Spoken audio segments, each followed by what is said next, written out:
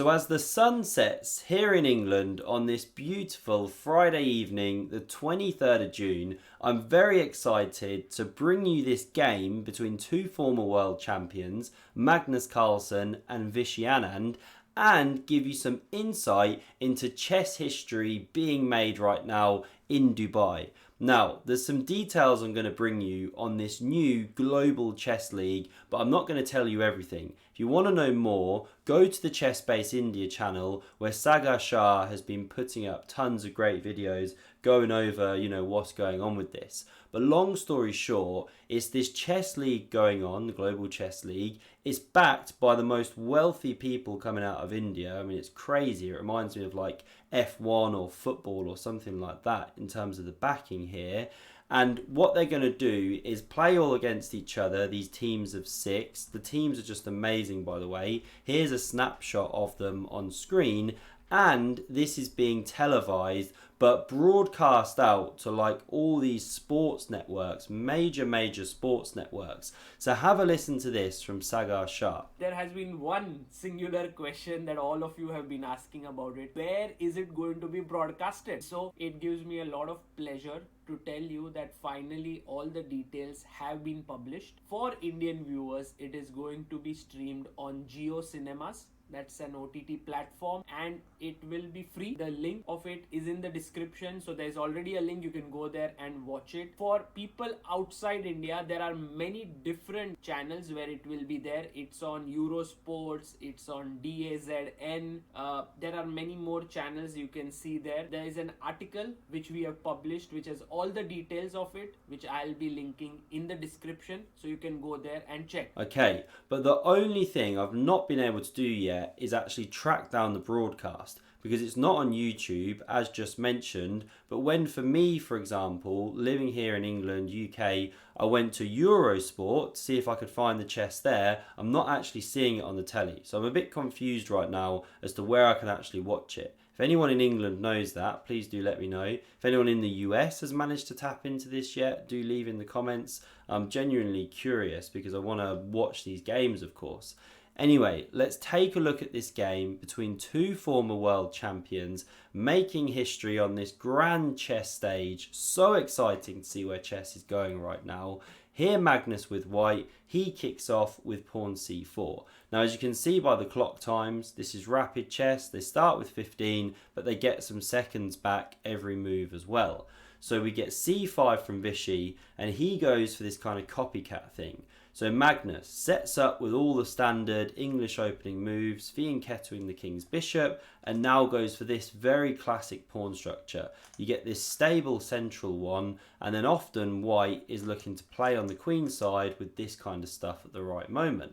Vishy does the same with d6, but Magnus now goes his own way, quirky little sideline here. So he goes queen d2, blocking this bishop, but we'll see what he wants in a moment. Because after knight f6, b3 is the plan, the double fianchetto of those two bishops. So castles, bishop b2, now bishop d7 from Vishy, so he's covering this knight and he's now preparing all of the classic expansion plans.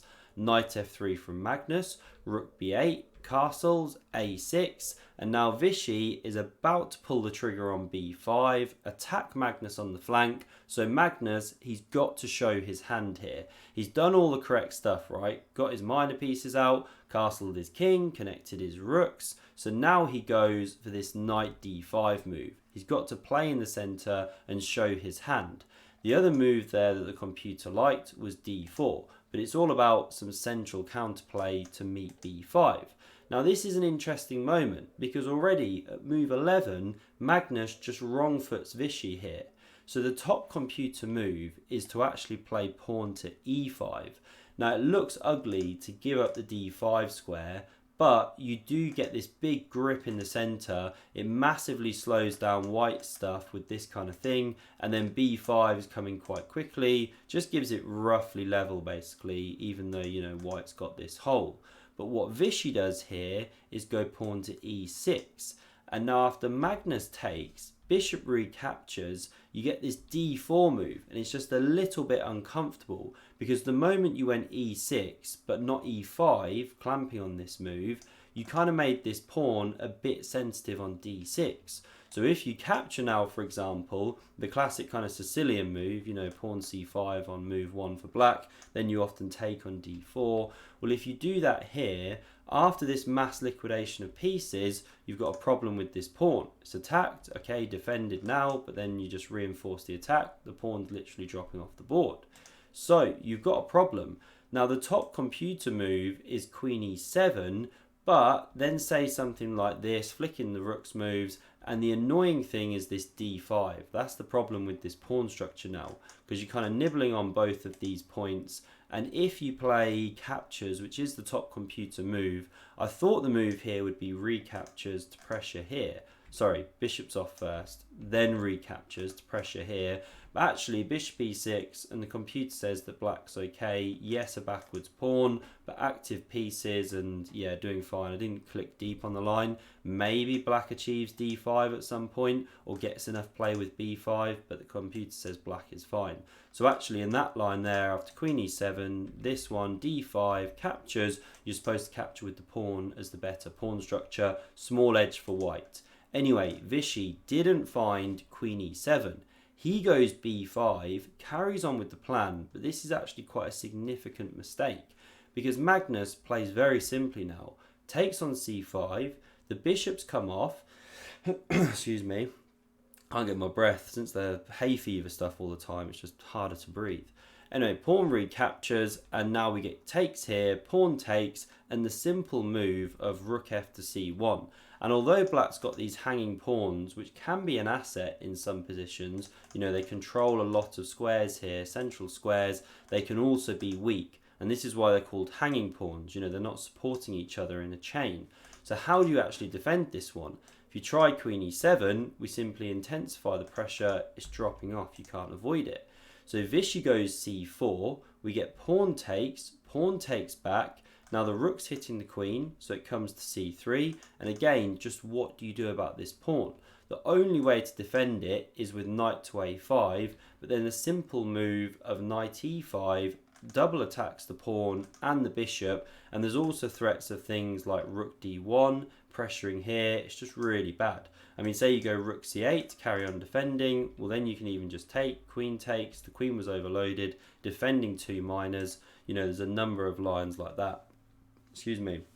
So instead, Vishy goes for e5, lets that pawn drop, then goes queen e7, and he's just trying to bulldoze through this pawn e4 move, look for some counterplay. So Magnus goes h4. Now in the event of e4, he's given his knight a square, and that pawn's looking critically weak. I mean, you can throw it and shatter the structure, but you know, it shouldn't be enough. Actually, no, you can't throw it. I guess you lose a piece here or something, right? Yeah.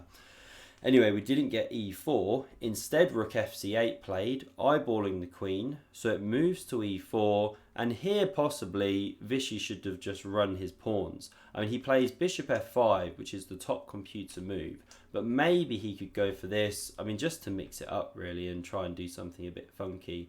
You know, go for some kind of weird attack. But okay, bishop f5 was played. Now queen e3, and e4 was the follow-up. So the knight jumps to g5, and now knight b4. So a small initiative for Vishy.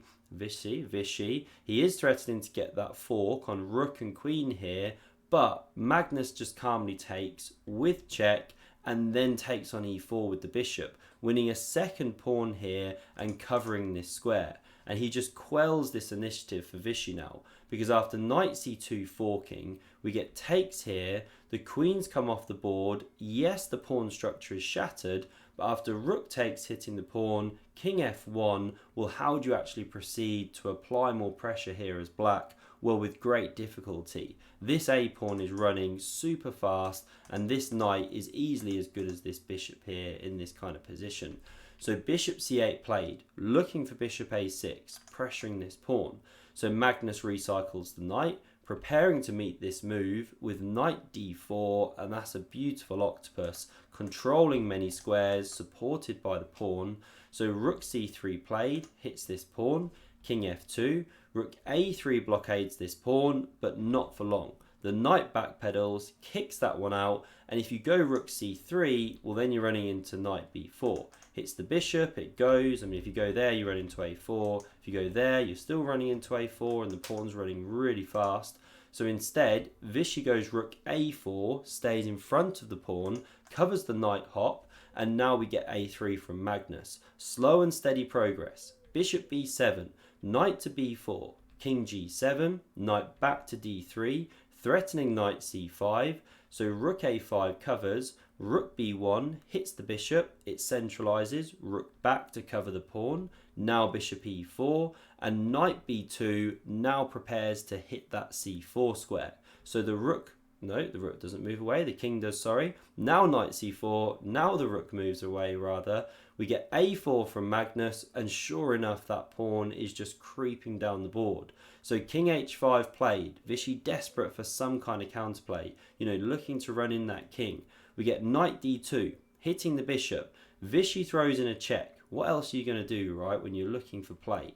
We get knight f3, king g4 also tries to bring a piece into the attack, but it's not precise. But it was tough for Vishy anyway, because now a5, and here Vishy just resigned the game.